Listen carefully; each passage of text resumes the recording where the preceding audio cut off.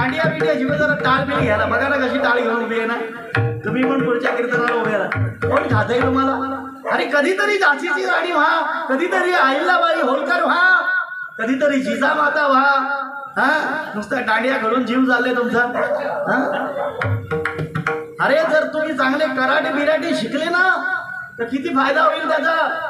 Karate शिकले तर कोणाची हिंमत नाही तुमच्याकडे वाकड्या नजरेने पाहण्याची. एकटी तुम्ही 4-5 जणांना लोळवू शकता, एवढी ताकद आहे तुमच्यामध्ये. म्हणून कराटे शिका, नुसतं दांड्या घ्यायला जाऊ नका. नाही माझी कोणाला पावली, अख्खी गावाला पावली. या जाऊन दे बाई माझी पावलेलीच आहे, पण या मुलींना हे शिकवूया, अभ्यास इंजिनियर डॉक्टर बनवूया, पण त्यांना कराटे वगैरे शिकूया. तिच्या जीवनामध्ये कामाला येईल. आणि नाही कामाला आलं तर लगीन झाल्यावर नक्की कामाला येईल. कसं काय? नवऱ्याने दादागिरी केली, त्याला सांगत आहे बघ मी कराटे शिकलेली, जास्ती आवाज करशील तर थोबाड साफ करून टाकेल. तो म्हणता गपचूप जाऊ, टेन्शन नको.